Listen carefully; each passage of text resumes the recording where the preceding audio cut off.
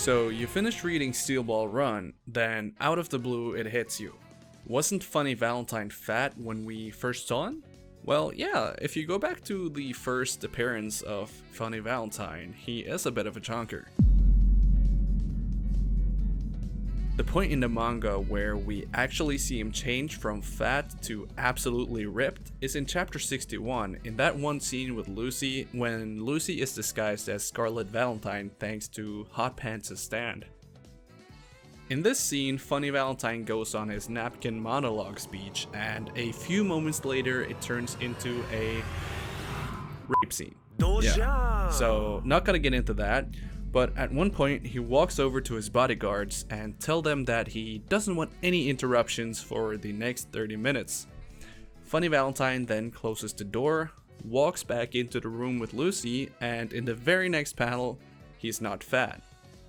Then, a couple of panels later, you get this fucking scene. That is not how he looked 5 minutes before. There's actually 4 possible explanations for what could have happened, and one of them Araki himself has actually made a statement about.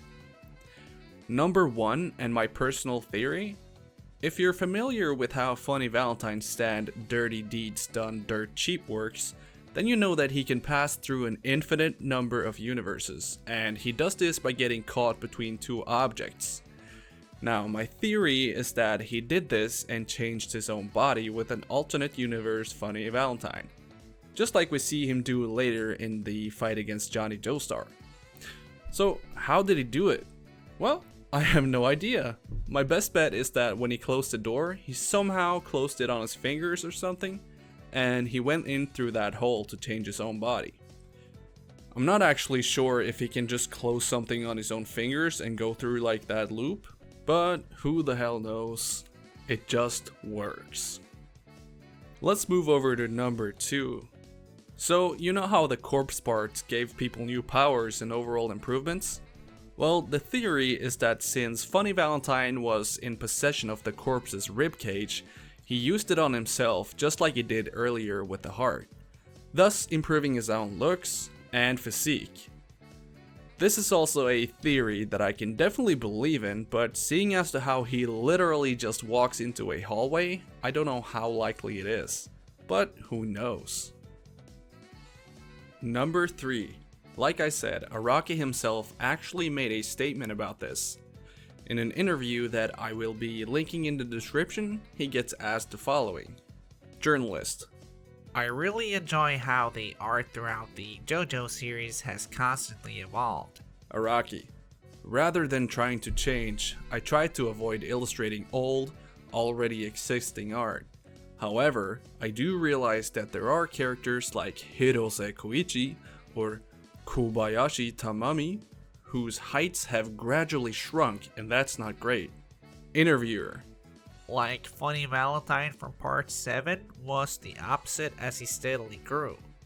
Araki: ha, that's okay because he was working out. So obviously this is a joke, but it's kind of funny imagining Funny Valentine doing a marathon for 5 seconds, losing all that weight while Lucy is in the other room. Alright, now over to number 4 and the final explanation. Araki simply decided to change his design. Now think about it.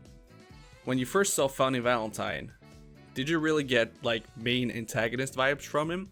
Well, I certainly didn't. How could this ugly guy even be a main villain, I thought.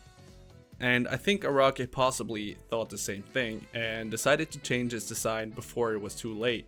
So, what's your personal theory for all of this?